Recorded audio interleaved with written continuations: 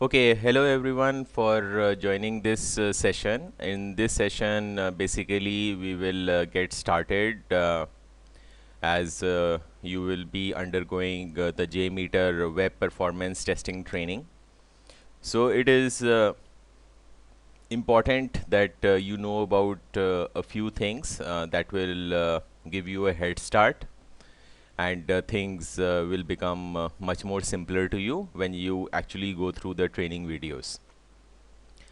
So I will spend now a few minutes on the performance testing concepts, and then we will move to JMeter installation, and then start working with JMeter.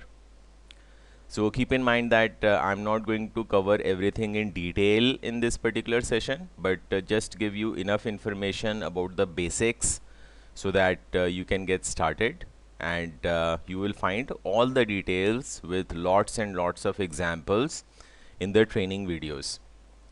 At any time during this session, you can use a chat window, and we will use that to communicate. The reason why I have put this discussion in listen only mode is that if I put it in discussion mode, then sometimes we get the echo problem. So that is the reason this discussion is listen only mode. You will be able to hear my voice at all times, but uh, you will not be able to speak up your questions, but you can type the same in the chat window. So just going to check. Okay. All right. So just let us go through the basics quickly. So you already know about performance and how important performance testing is in testing the systems. It is a non-functional kind of testing that we do in addition to functional testing. There are other types of non-functional testing also, like security testing or usability testing, etc. But performance testing is very important because the overall speed of the user's work is determined by the performance of the system.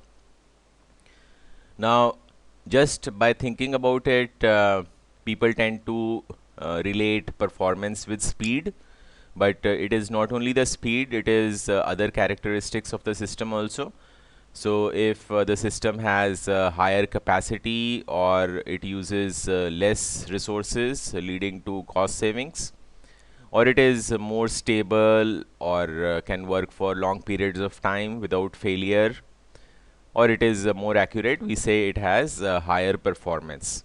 So in performance testing, just keep in mind that there is always a comparison of our system under test with respect to something else, and what it is compared to is maybe the competing product or service, or it can be the previous release of the product or service, whatever it is. It is always a comparison.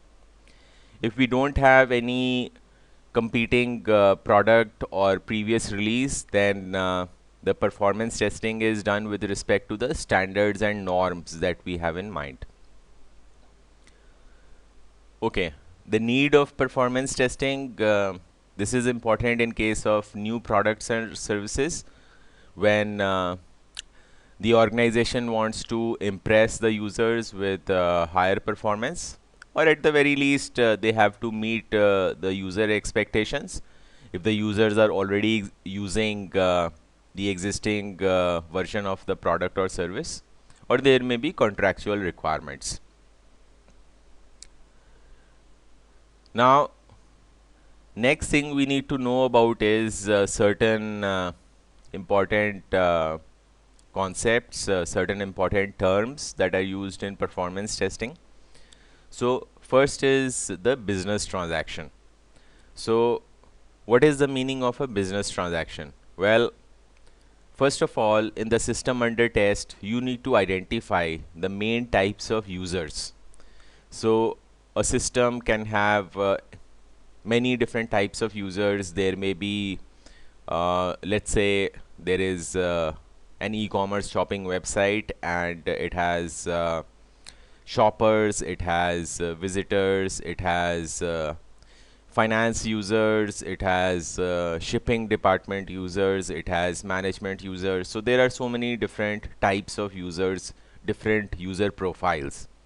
So first thing we need to identify is the main user types, the main user profiles. So in case of e-commerce shopping website, the business is driven by, we can say, the shoppers and the shipping department. Shoppers do the actual purchases, and the shipping department actually ensures that the goods are physically shipped to the shoppers. So in performance testing, we cannot test everything. We cannot test all transactions for all user types. That is not possible. Why? Because that would make it very complicated. That is not the goal of the performance testing, to test out the functionality for different user types. No. Just as in functional testing, we have to focus upon the important functionalities. In performance testing, we have to focus on the important user profiles. So in the case of our e-commerce shopping website, we have to focus on the shoppers, and we have to focus on the shipping department. Now, for each user profile, we have to identify what are the main task workflows, meaning that what are the main end-to-end activities that the users perform, main ones, meaning that the shopper may have a task workflow of say checking out. Okay, so this involves a number of steps. These steps are: select a product category, then select a product, then add the product to the shopping cart, proceed to checkout, enter financial information, enter shipping information, and click on checkout. So this end-to-end work that the shopper does constitutes the workflow. So like that, we can have maybe 2, maybe 3, so maybe a few workflows. So these main task workflows are called the business transactions, and these are the basis of the project. So in the performance testing tool, what we do is we convert these business transactions into performance testing scripts and then test them out. Another concept in performance testing is virtual users. In functional testing, we have testers who pretend to be real users using the system, and they go through different functionality. They enter some data, and they operate the system and look at the results that the system is showing them.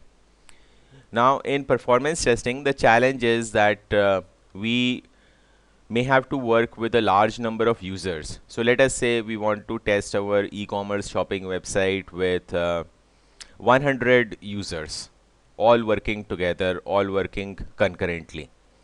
Now obviously it is a challenge to get 100 real persons and have them use the system at the same time. So in performance testing tools, we have virtual users available. So what they are is they are software representations of real users. They are generated and controlled by the performance testing tool, and we assign these users to the performance test scripts, and their main purpose is that they perform the business transactions within the performance testing tool. Now these are the performance test scripts, and the performance test script is based on the business transaction. If you have never looked at a business transaction, let me show it to you how it looks like. This is a rough diagram of what the business transaction looks like when it is documented. So you would have seen the manual test cases that are used in functional testing. So there we have a column for the step, and then we have a column to the right for the expected results.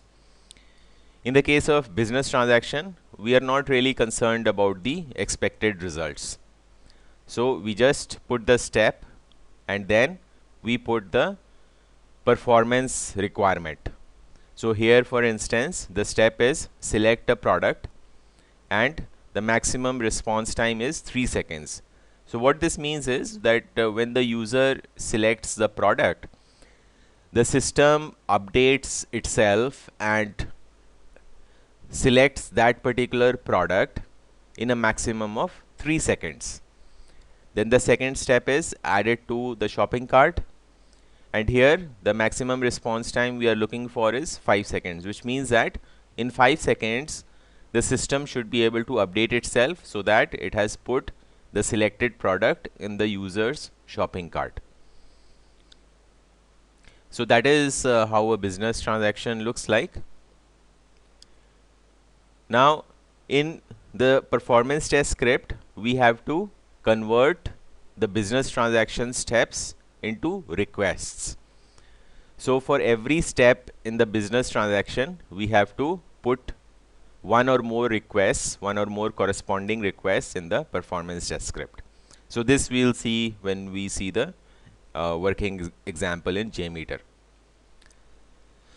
Then we have something called as a test, and both the performance testing script and the test are built in the performance testing tool only. So a performance test is simply a container of one or more performance testing scripts. So in one performance test, let's say that you initially identified 10 important business transactions. So now you converted those 10 business transactions into 10 performance test scripts. So your test is going to have those 10 performance test scripts. Then we can specify how many iterations we want for each of the scripts, how many times we want each script to be executed.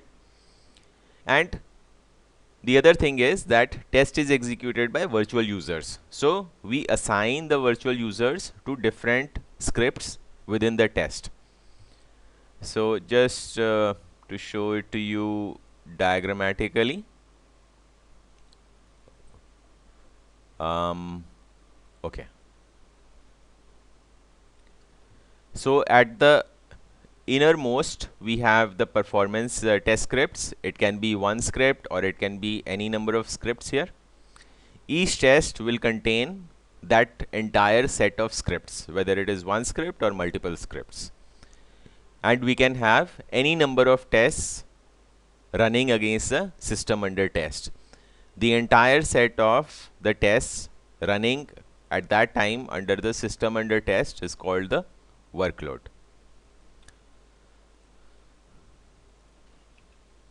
Okay, now you already know that as with other types of testing, in performance testing we have open source tools and we have commercial tools. Open source tool means source code is available. Usually open source tools are free. There is no license cost associated with it. JMeter is the leading open source performance testing tool, and that is what this course is all about. Alright, now let us come to the performance KPI. KPI stands for Key Performance Indicator. These are some qualities or characteristics of the system that indicate its performance. So first we have the response time. What is the meaning of response time? Well, response time means that when JMeter it starts when JMeter sends out a request to the server. It includes the time it takes for the request to travel over the network, whether it is traveling over the internet or whether it is traveling over the local area network, whatever. It includes the time it takes for the server to process that request. Then it includes the time it takes for the server to send the entire response back to the client. On the other hand, we have latency. Latency is a subset of the response time. Latency means it starts when the JMeter sends out the request to the server, includes the time it takes for the request to travel over the network. It includes the time it takes the server to generate the response, and it stops as soon as the first byte of the response is received back at the JMeter. So just to show you in a diagram. So on the horizontal axis, the x-axis, we have the time going by.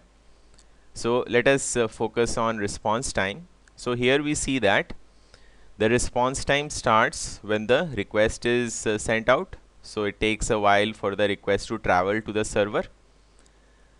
Okay, here. Then it takes a while for the server to process the response. And then the server starts sending the response back to the client, back to JMeter. So it takes time for the entire response to come back to JMeter. This entire time is called the response time. So obviously, if you have a very high performing system, then the response time will be low. If it is a poorly performing system, then the response time will be high. So just as if you ask a question to a smart person, you will get very quick response time. So the moment you ask the question, immediately, shortly after, you get the response. So you have a very quick response time. But if you ask a question to a slow person, then it may take a while for them to understand the question. It may take a while for them to generate the response and give it back to you. So the response time will be more. So in case of high performing systems, the response time is low. Here is the latency. So latency includes the time the request is sent to the server over the network. The server processes the request and starts sending the response. So latency stops when the first byte of the response is received at the client at the JMeter side.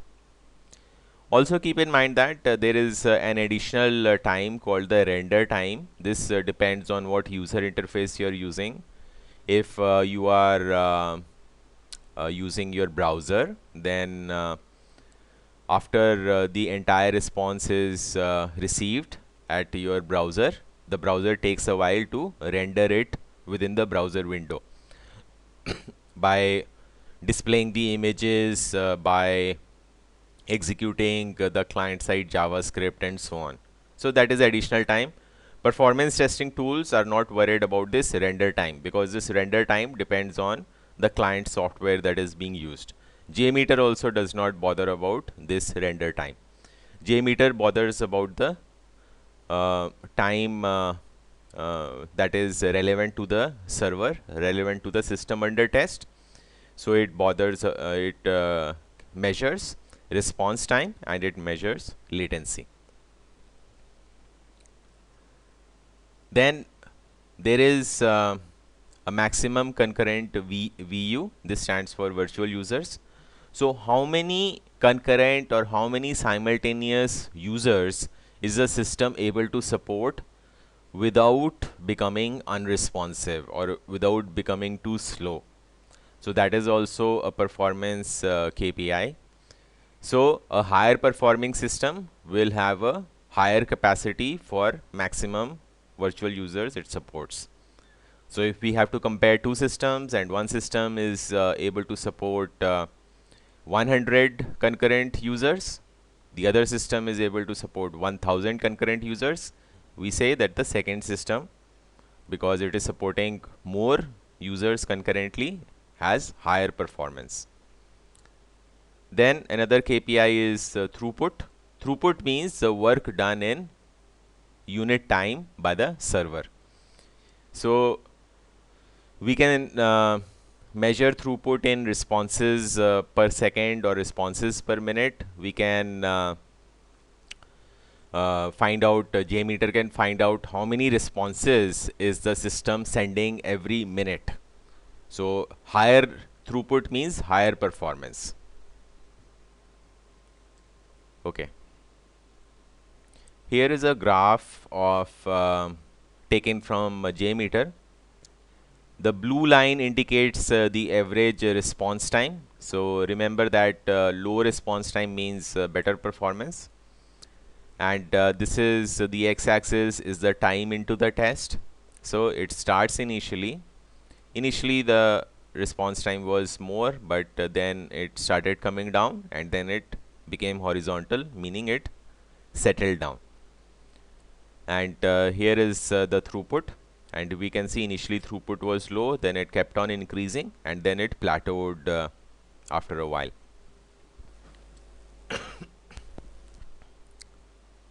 Okay. So let me stop here and ask you, is everything clear so far, or should I repeat anything? You will get all the details of all the things I have discussed in the training videos. Everything is in there. If you don't fully understand it first time, just view the video again, and you'll be able to understand it, because it has the videos have a lot of examples, and in JMeter also there are lots of examples.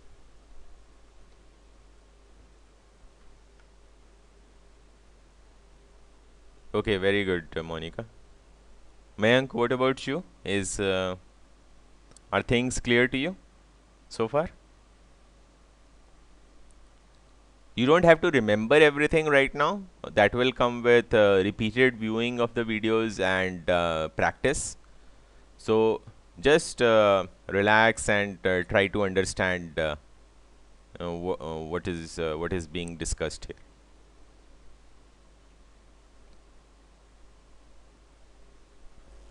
All right, good. Okay, then we have types of performance testing. Many people interchangeably use performance test and load test, but it is not the same thing. Load test is a type of performance test. Very common, but only a type of performance test. In load test, we put a fixed load. So what this means is that we have a fixed number of concurrent virtual users. A fixed number of users are there. So let us say we are loading the system with 50 users. So that is the fixed load in load test. And load test we run for a fixed duration. So each of those 50 users keep on executing the performance test scripts for a fixed duration of time. So maybe we put a load of 50 users doing the test scripts, and they do it for 15 minutes. So that is a load test. There is another type of test called the stress test. Stress test is really a series of load tests. So here what we do is we keep on increasing the number of concurrent virtual users. So we have a 15-minute test with 50 users. We run it and see if the system continues to work. Then we increase the load to 100 users, again run the same test for 15 minutes, see if the system was able to cope. Then like that we keep on increasing the number of virtual users. Every system has a limit. So if you go beyond that limit, the system will fail. So what happens is that when the system fails, how do you recognize it? Well, the system may become totally unresponsive, refusing to accept any connections, or when you try to connect to the system, it throws errors, or maybe it shows a dump that nothing is working, or some program has crashed, you know. So these are some of the symptoms indicating system failure. So the goal of stress test is to find the highest point at which the system continues to work. So in our example, first we put the load of 50 users, it worked. 100 users, it worked. 200 users, it worked. 400 users, it did not work. So the capacity, maximum capacity of the system is between 200 and 400 users. Then we need to go deeper within that range and see system works at 300 users. It does not work at 350 users. So we can say that our system is able to support 300 concurrent users. And such type of testing, which is a series of load tests with increasing load, is called the stress test. Then one more common type of performance test is the endurance test. This is done on systems which are expected to be on for long periods of time, like web servers or any servers which have to be on for weeks or months. So we do the endurance test. In endurance test, we put a fixed load for a long time, like 12 hours or 24 hours. We just want to find out if the system continues to work when subjected to fixed load for long hours or not. Alright, now let us go to this theory. Just give me 1 second.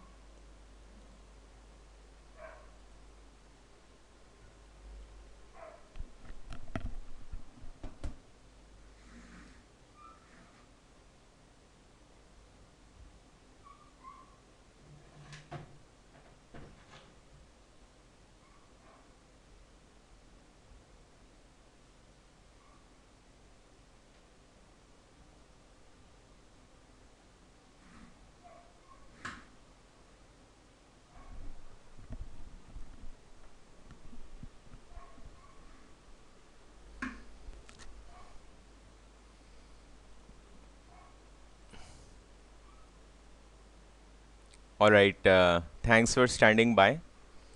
Now this is the overall testing process. So initially what you do is you identify the performance requirements, you identify the main user profiles, you identify the main business transactions for each user profile.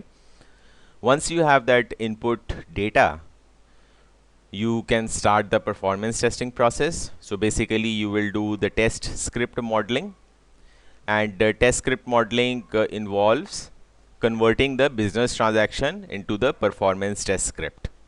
Okay, so every step given in the business transaction is converted to corresponding requests within the performance test script, and this happens within the performance testing tool. In our case, we will create the performance test script within JMeter. Then once you have all your performance test scripts ready, then you need to prepare the data. Now test data is you need more volume of test data in performance testing. In functional testing, maybe few test data is sufficient to test out all the permutations and combinations of inputs that can be given for the users. In case of performance testing, we run the same performance test script many number of times. So we can have 100 virtual users running the performance test scripts, and each user running it 5 times. So the same performance test script may have to run 500 times.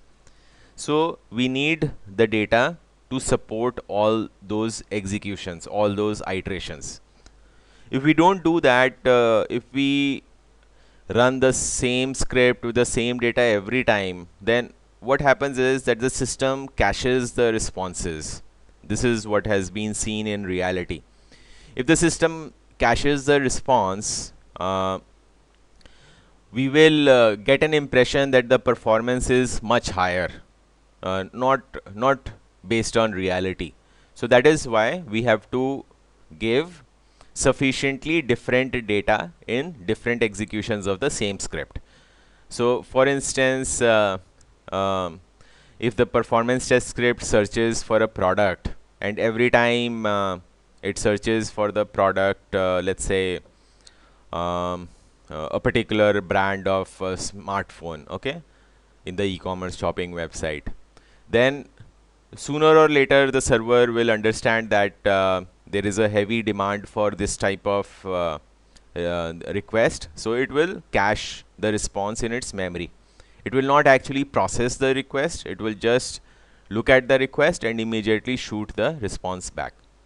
So that is why we have to have 500 different products in the test data. Every iteration of the test script will send different test data to the server. Okay. Then side by side, we have to prepare the environment for the performance test. Performance test environment constitutes two sections. One section is the system under test. So if it is a website, it will have a web server, an application server, a database server. Okay, so that is the system under test, same as you have in functional testing. We need one more section in performance testing, and that section is the load generators. Now, it is not possible to put very large load from a single computer. In order to do that, either you need to put the load from a server, or you need to use number of desktop computers to generate the load. So for example, if you have to put a load of 1000 virtual users, so you cannot, your desktop computer or your laptop will not be able to generate 1000 virtual users. So for that, you may have to distribute, you may have to use 5 desktop computers and put a load of 200 users from each. So the performance test environment will consist of the system under test, and it will also consist of the load generators. So once you have the test scripts ready, the test data is ready, the environment is ready, then we build the performance test itself. In JMeter, the performance test is called the test plan. So we build the performance test, and in performance test we put all the performance test scripts and assign virtual users to each of the performance test scripts, and the performance test script internally will pick up the test data. Now in the case of once the test is ready, then we execute it. After execution, we may need we may think, okay, we need to change something, you know, or we need to include one more script, we forgot to include it, whatever. So we, after execution, we come back and we change our test accordingly, and then we run it. Here is another difference between functional testing and performance testing. In functional testing, you may just execute the manual test case once, and you have the results with you. You're not going to run the same test case 5 times or 10 times. In performance testing, it is a bit different. Every time you execute the test, you will get different results because there are so many variables involved. So your load generators may have different levels of utilization. The system under test may have different levels of utilization. The network that you are using, your office network or the internet, that may be free, or that may be a little busy. So there are so many variables. So in performance testing, we do not stop at the first execution, but we execute it a number of times just to see the consistency across the test results. So once we have the test all ready, then we run it once, we look at the test results, and then we run the test again we look at the test results until we get a consistent set of test results. And in the videos I have shown an Excel sheet where it shows you what are inconsistent test results and consistent test results. Basically, consistent test results mean that results that are close together. So once we get the results repeatedly which are close together, we can stop the execution and we can report it. Okay. So let me show you just a couple of things here. Few words about the test environment preparation. First, it should be either isolated. If it is an isolated test environment, then you need not worry about many variables because your load generator and the system under test are the only players in it. Usually that is not available. We have to run the performance test on the corporate network, or we have to run it on the internet even. So just make sure you run the test during the off hours, like late night, early morning, weekend holiday, those kinds of things. Second thing in the test environment is that we should have load generators which are powerful. So either you have to use number of load generator machines. If you are using desktop computers or laptops as load generators, use a number of them, or use servers which are able to generate that amount of load. Important thing in performance test environment is that it has to be a production like environment as far as possible, because the performance test tries to find out, tries to predict what will be the system performance in production. So naturally we have to have a production like environment in which to run the performance test. If the production environment and performance test environment are very different, then performance test results are of no use because they have been tested on a different environment. So a good performance test environment is a staging environment. Staging environment is specifically built to be just like production. So that is the place where you can run the performance test. If that is not available, then you can run the performance test after taking the required approvals on the production environment during the off hours. Okay, then here is the report. Status report is your daily status report. What performance test scripts were executed, how many users were loaded on the system, you know, those kinds of things. The final report is what is important. So it contains these particular sections. It contains the summary, what approach you used, basically whether it was a load test, a stress test, an endurance test, or any combination. What test scripts were there, what test data was used, what was the volume of the test data, what was the test environment, which was the system under test and load generators, and what were the test results, meaning what were the benchmarks. Benchmarks meaning after you got the consistent test results, you can say that okay, this particular transaction gave these response times, and those become the benchmarks. You can also put suggested actions against it, what further improvements can be done on the system. So that is about the concepts. Now we can move to JMeter installation. So is everything clear so far?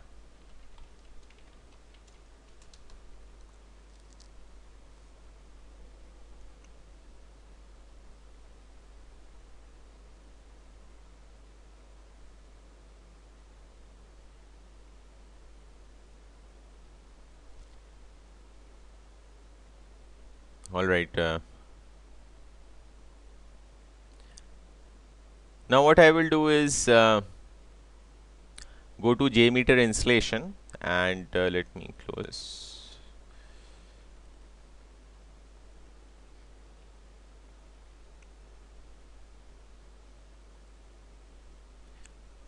Okay, now what is JMeter? Now JMeter is an open source performance testing tool, and it is free for use. There is no license fee associated with it.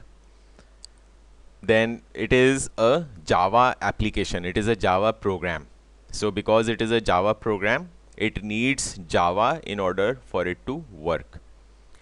So here the question is whether you have Java installed on your computer or not. So JMeter needs version 6 or higher. So one way of finding out whether you have Java installed on your computer or not is open up the command window, and here you can type in the command java space minus version, and if Java is installed, it will show you what is the version number, and if not, then it will say unrecognized command. So here it says I have Java 1.7.0_40. This is the latest version. In short, the first digit is excluded, and they say Java 7 update 40. Okay. Another way of finding out whether you have Java installed or not is go to your control panel, and there if you see a Java icon, that means you have Java installed. Okay. It is possible that you have an older version of Java installed on your computer, because Java is such a common thing, a common prerequisite for many programs. You may have an older version. So my suggestion is do not have an older version of Java on your computer, because they keep on coming with new versions which are more secure. So it is always better to have just the latest version of Java on your computer. So how you can find that out is go to programs, and here if you see older Java like Java 6 something, you know, then you can right click on it and uninstall it. Okay. If you are not sure, then just uninstall Java, and you can always install the latest version. So how you can install the latest version is go to the Java website, which is www.java.com,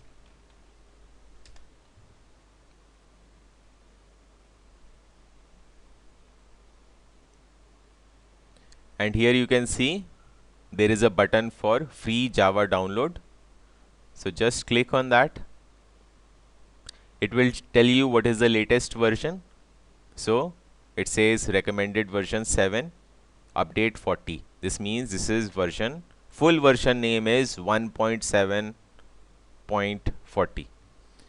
So you click on agree and start free download, and then you have to save the file somewhere. So once you save the file, then you can double click on the file and proceed with the Java installation. Okay. Right. Next we need to go to JMeter, and this is the important part. So go to the JMeter website. So the JMeter website is jmeter.apache.org, and as you can see, JMeter is a part of a project of the Apache Software Foundation. Apache Software Foundation is the group that is responsible for a number of open source projects. They have other products also, like Apache Web Server, Tomcat Server, and so on. So very good products. JMeter is also a very good product. So JMeter is directly under Apache, which means that it is the important project of Apache. So there is a whole community of developers behind JMeter, these developers in the Apache Software Foundation. Anyway, to download, you click on the link here and in the download section, download releases, and scroll a little. Then there are two sections here. One is for binary and one is for source. So if you have a Windows computer, you have to click on the Apache JMeter 2.9.zip. So click on it. It will ask you where you want to save that file. Okay, and I've set my Firefox so that it asks me for the download location. If you have the download location already specified, then it will automatically download it over there. Wherever it is downloaded, we can go over there. So I already have it downloaded here. Okay, so it is about 28 MB. Then next thing you need to do is unzip it. So click on extract all. Once you do that, it creates a folder by this name, Apache JMeter 2.9. Just go into it. Again, there will be a folder Apache JMeter 2.9. Go into it. There will be a folder by the name of bin. Go into it. And within the bin folder, you will find a file called jmeter.bat. This one. So you can create a shortcut to this file because this is the file that launches JMeter. So I can click on send to desktop as a shortcut. Okay, and this also I have already done. And here is the shortcut. So I double click on it and JMeter starts. So this is JMeter. As you can see from the title bar, version 2.9. Okay, so there is no installation in JMeter. It is just a Java program. So as long as you have the latest version of Java installed on your computer, you can work with JMeter. Just download JMeter, unzip it, and double click on the jmeter.bat file, and that starts JMeter. This is an important step because unless you are able to launch JMeter, you won't be able to proceed. So just make sure you have Java installed on your computer and then download JMeter, extract it, and double click on the jmeter.bat file. Any questions? Is it clear?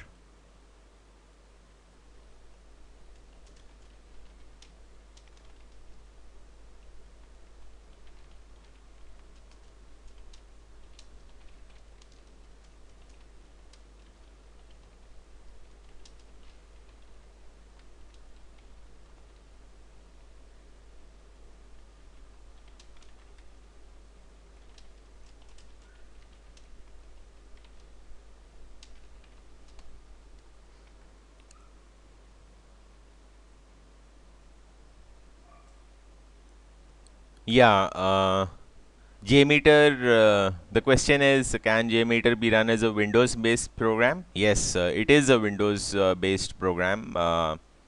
As you can see, I have, one second. Okay, I have Windows 7 and you can see JMeter is working. So JMeter is also available for other operating systems, but this training course is for JMeter running on Windows.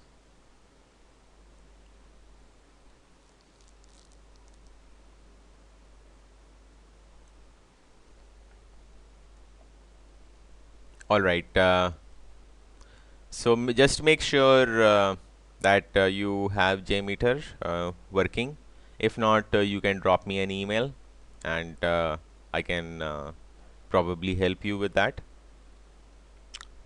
Okay, now let us next go to the user interface of JMeter. Before we started building performance test scripts and test plans within JMeter, let us just look at the user interface.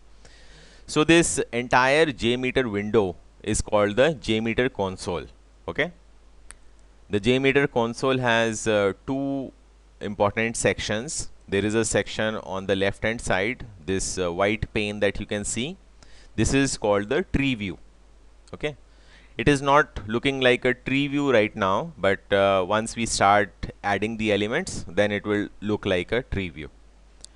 On the right hand side, we have the control panel. So whatever element you select in the tree view, it shows a corresponding control panel. So if I select test plan, which is selected, it shows the settings I can make for test plan. Okay, so I can change the name, I can put some comment, I can check any of these boxes, I can do all these things. If I click on workbench, then workbench is selected in the tree view, and you can see the control panel for workbench. So in workbench, I can only change the name and put the comments. Now there are some menu options available here that you see, but what they have done is they have put the very commonly used operations in the toolbar for ease of use. Okay, so let us try something simple, and the example that we are going to take is something that goes we will run a very small test against my blog website with couple of users and like that. So if you have not seen my blog, so it is inderpsingh.blogspot.com.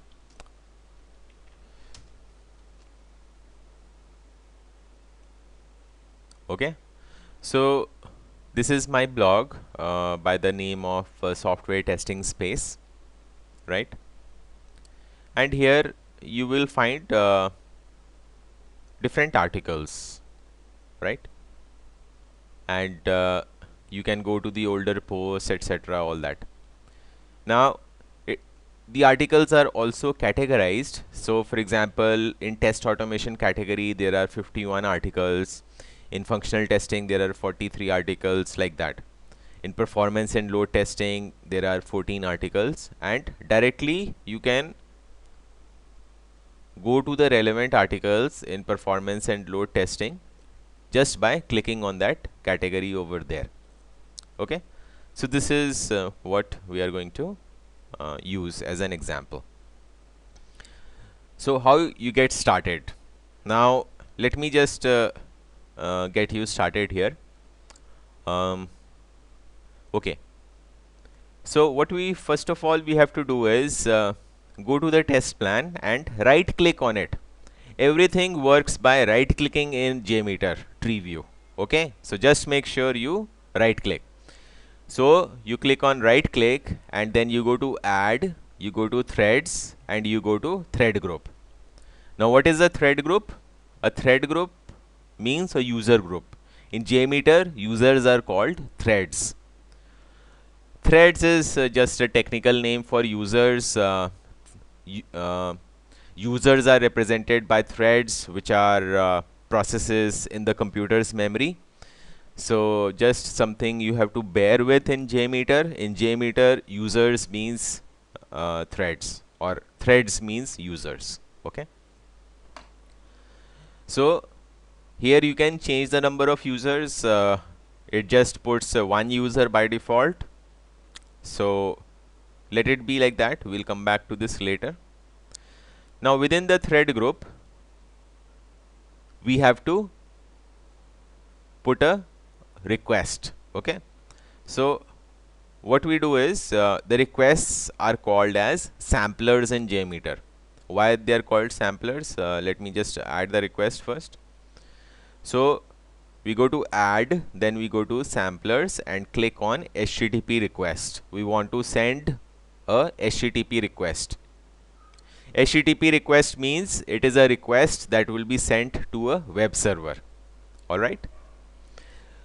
Why they call the requests as samplers in JMeter is that the reason is probably because they sample the response in JMeter, meaning that once they get the response, they sample it to display its KPI, the key performance indicators out of that. So just as users are called threads, requests are called samplers. Okay. Now here what I have to do is I have to put the web server name, so that I copied from when I opened the page. Important thing to keep in mind is that initially you don't have to put the protocol. You don't have to put http:// etc. That is automatically prefixed by JMeter. If you put that, it will give an error. Okay, so don't put that. It will be done automatically by JMeter. And at the end, I have the /. So / really is a path, which means the home page. So path has to be put separately. So just we have to put a couple of things. We have to put the server name, where the request is going, and we have to put the path. That's it. Okay. Now we need one more thing here. We need to put a report also. So reports are called listeners in JMeter. Why? Because they listen to the responses and show the KPI, etc. So just as users are called threads, requests are called samplers, and reports are called listeners. So what we do, we right click on the thread group, go to add, go to listener, and then click on view results in table. Okay. So this is the basic kind of test. So very simple. It just goes to sends out a request to this server and this path within the server, and will show the results in the table. Okay. Now how do I run this test? Now in order to run the test, before you should save it. So let me save this test. So we can save it by clicking on the save icon here. So I can save it to any place. Let me save it as hello world plan. Okay. Then we have to run it. So in order to run it, we have to click on the start button. So let us run it. So when the test is running, you will see the run box here becomes green. I will show it to you again. So just notice the top right corner, the run box will become green. See, it became green. And here we have the test results. Now JMeter does not automatically clear the results of the previous test run. So it should, but it does not. So we have to clear it explicitly. So the easiest way to do it is use the clear all button. If you give clear all, it will automatically clear the results in all the listeners, not only this one, but all the listeners that you have in the test plan. So let me run the test again. So test is complete now because the run box has become gray. And here you can see a number of things in the results. First is the sample number. So sample number 1 means there was one response from the server. The start time of the sample was 10:07. The thread group was 1-1. 1 means it is a first thread group. If I put two thread groups, then first thread group will be called as 1, second thread group will be called as 2. And the last number 1 indicates the number of the virtual user. Okay. Then what was the label? Label was HTTP request. It has picked it up from this name over here. Then it says sample time is 975. This is in milliseconds. So close to 1 second was the response time. So the entire time it took for JMeter to send the request over the internet to the website, and for the website to process that response and send the entire response back to JMeter was less than 1 second. And status here is okay, green. If there is an error, there is a problem, then the status becomes orange and there is an exclamation sign instead of the tick mark. This is number of bytes in the response, and this is the latency. So as you know, latency is a subset of the response time. So latency means the moment the request was sent by JMeter to the server processed that request and sent the first byte of the response back to the JMeter. So that time was a latency. It took further some time for the entire response to come back to JMeter, and that is there in the response time. Okay. Now we can do a few things here. So first let us tidy it up a little bit. The thread group is called thread group. So let us change the name. So let us call it blog users. Just give a more relevant name. And in JMeter, whenever we change any setting in the control panel, we don't have to press enter or anything. All you need to do is click on any other element in the tree view, and automatically you notice in the tree view currently it is called thread group, but as soon as I click on any other element, the tree view will update. See, I clicked on somewhere else and it updated the thread group name to blog users. Okay.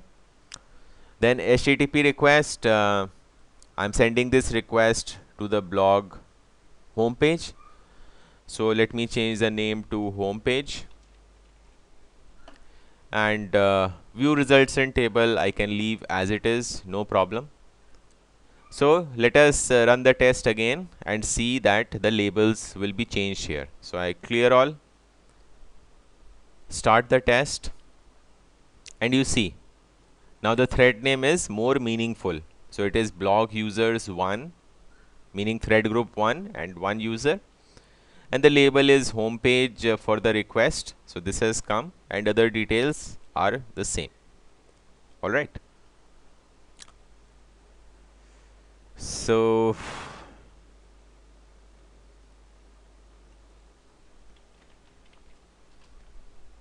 are you following me until now?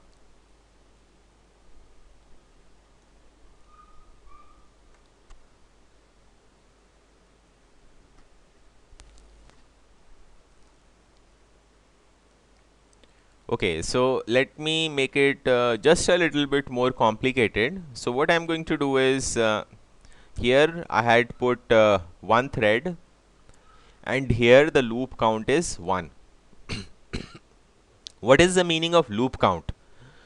Well, loop count means how many iterations will be performed by JMeter. Okay. So here in our set of requests, we just have a single request. So how many times is JMeter going to send out that request? That we can specify here. So by default it is 1, but I can change this number. So let me change it to 5. Okay. And go to results. Now clear the test results. It is always a good practice whenever you make any changes to the test plan, you should save the test plan, just on the chance that if your system hangs or something when JMeter is running and you have not saved your changes, you will lose your changes. So always before running your test plan, you should save it. Now keep in mind that here I have one user doing 5 iterations. Okay. So basically my set of requests consists of one request, so it will send this request 5 times. Now I am selected the results and started the test. So you see this time JMeter ran my request 5 times and it got 5 responses back. Okay. Just notice that the response times are different for each of the 5 requests. So response time, the first time is more than 1 second, then 693, 833, 662, 667, like that. So in performance test, you will never get exactly the same results every time. So all we need to do is find out if the results are consistent. So here the response times, we cannot say they are consistent or not, because it is a small number of samples, small number of responses. Okay, but we can increase the number of requests, and that will give us data whether the response time is consistent or not. Status is okay, and bytes are the same, and latency is over here, right? Now what I am going to do is, I will now put, instead of one user, I will put two users. Okay, and each user will perform 3 iterations. Okay, so just to have multiple users and multiple iterations. Go to my view results in table, clear all, save my test plan, start the test.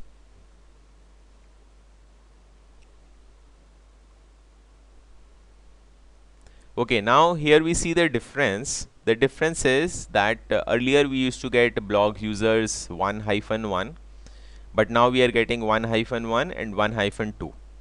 That is because there are two users. So I am selecting all the responses received for request of user 1. So 1-1, 1-1, 1-1, and this one. So here we see that we gave 3 iterations for every user. Okay, we gave 3 iterations for every user. So user 1 has given 3 responses back, because there were 3 requests that were sent over here. Now similarly, if I select the responses for user 2, so again there are 3 in number, these 3, right? So this way we can have multiple users also. Okay, and these users are concurrent, and they all work together, because we can see that the requests sent by user 1 and user 2, they happen like just one after the other, you know. There is no specific order. We have not seen that first user 1 sent all the requests, then user 2 sent all the requests. They were all working in parallel, right? Now we can increase number of users also. I want to show you a couple of things, but I will not make it a very high number. Let's say just 5 users. Whenever we are practicing, just make sure that you work with a small number of users, because if you are practicing and you start hitting somebody's website with a large number of users, that website administrator may think that the website is under attack, and they may report it or something, you know. So always in practice, just make sure you have a few users, 2 or 3 users, something like that, you know. And you don't run the test for long period of time. Just run it for few iterations or couple of minutes, like that, because you are just learning. Now when you execute your real performance test, of course your client or your company will be aware that a performance test is gonna be there, and they anticipate it, and they will know it, and they may have people standing by in case a server goes down. The server administrator can bring it up back again. Okay, so that is all done. The performance test is done with prior approval. But when you're learning, when you're practicing, just work with small number of users, right? Okay, so now I clear the test results, save it, and run the test. And the test is running now, and we can see the results also. So how many responses we should have got? 5 users, each doing 3 iterations of 1 request. So it is 5 times 3 times 1. So there should be 15 responses in the, and that is what we got, right?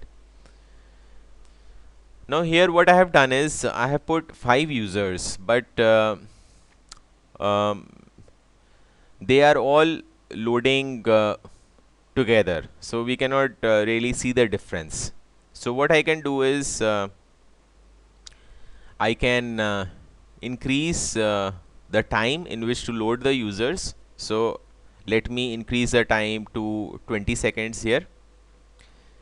And what will happen this time is that JMeter has now got a time of 20 seconds to load the 5 users. So basically it will load one user, it will start one user every 4 seconds. Okay, and let me show that to you, and I'll just put the loop count forever because I want to show one other thing. Loop count forever means infinite number of iterations. So basically JMeter will continue sending the requests until we terminate the test ourselves. Now notice in the top right corner we have 0 indicating number of running threads. So now number of running threads, meaning number of running users, is 0, and 5 is the total number of threads or total number of users. So I'll clear the test results, save my test plan, and run the test. So here you see the number has become 1. So then it has become 2. Why? Because JMeter is taking overall 20 seconds to load the users. So every 4 seconds it will add one more user until it reaches maximum of 5. So now 5 users are active. They are all sending out the requests, and we can see in the results also that see, there are already so many requests, and if you check scroll automatically, then it is sending all the requests over here. Okay, now the test is running, so the run box is green. Now we have got the results. Okay, the results are fine. We want to look at the results. We want to terminate the test. In JMeter there are two options available to terminate the test. One is to click on stop, and one is to click on shutdown. What is the difference? Stop immediately terminates all the threads without allowing them to complete the current iteration. So not a safe option, because it is possible that thread is somewhere in the middle of the test script, maybe it has opened a file, or it has opened a database connection, or it has sent a few requests, so better option is to go in for the shutdown. So shutdown allows the thread or the user to complete their current iteration, complete their current set of requests, and then terminates it. So I'll click on shutdown. So it says shutting down the threads. Please be patient. Shutdown involves a little more time than stop, but it is safer. So always go with shutdown when you have to stop the test. Okay. Now one more thing we can see here is we put a report, we put a listener, and it is a tabular listener. JMeter also has graphical reports, meaning graphical listeners. So let me add that. So I right click on the thread group, go to add listener, and go to graph results. And here let me clear all the test results and run the test. So as soon as the test runs, we see the data is coming in the tabular report here, and it is also coming in the graphical report. So there is lots of data. It shows data, average response time, median response time, deviation in response time, and throughput. Let us just select the important ones. Okay. So I have the average response time, and I have the throughput. So the blue line is the average response time. So here we see the average response time was all over the place initially. Then it is kind of settling down now.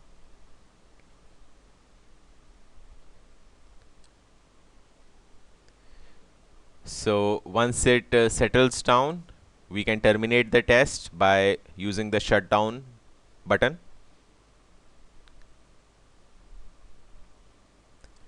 So if you look at the tabular listener, you have all this detailed data over here. Okay, so maybe you don't want to look at all the data.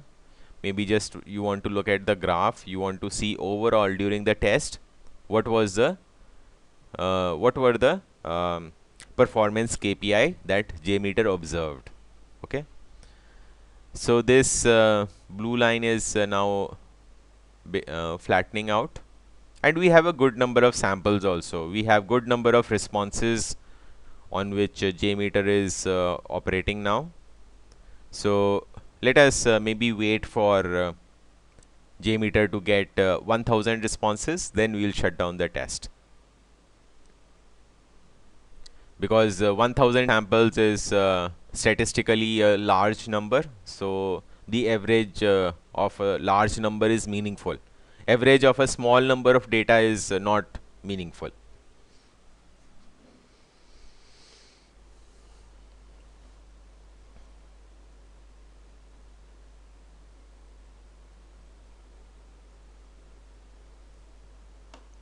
And we can see in the top right corner 5 out of 5 users are active and the test is running. When the test is running, the run box is green. When the test stops, the run box is grayed out.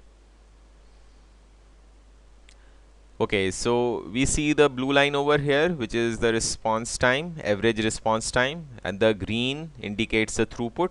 So initially throughput was low, then it kept on climbing until it flattened out. And here we can see overall throughput also. So overall throughput is 307, 308 responses per minute. Okay. So JMeter, this graph result not only shows you the performance measures in graphical format, it also shows you the overall measures also. So quite useful. So now we have crossed 1000 samples. Let me shut down the test. Okay. So overall, if we see, the average response time is under 1 second. So it is 0.9 seconds. This time is in milliseconds. And the throughput is 311 or 312 responses per minute. So this is what we got in the test. And next, as I said, we don't do the test execution just once. We repeat it a few times to see every time we are getting consistent results.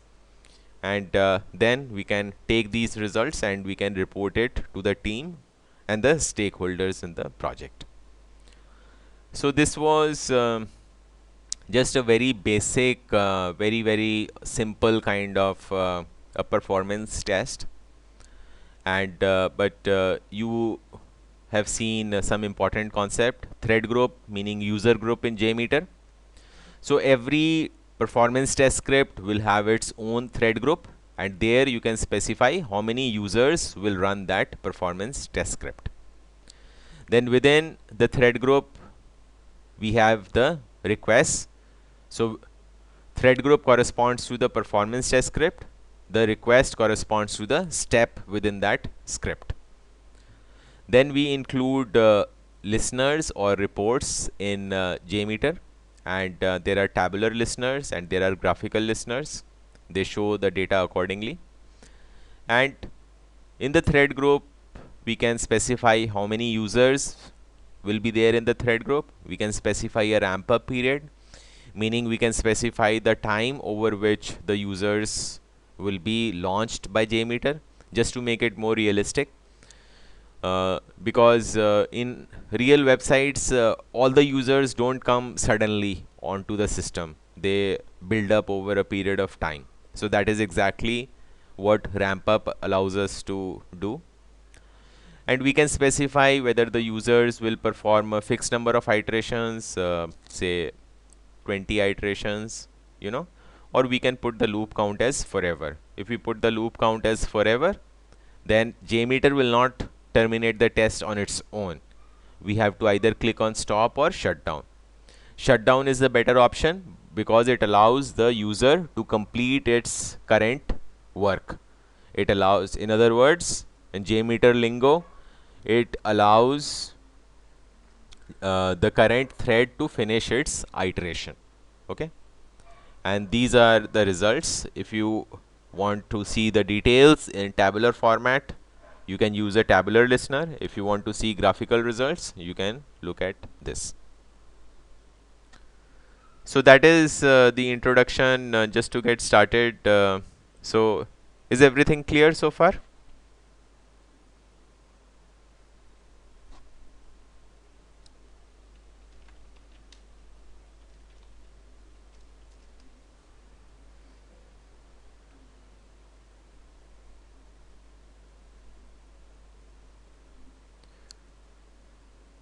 All right.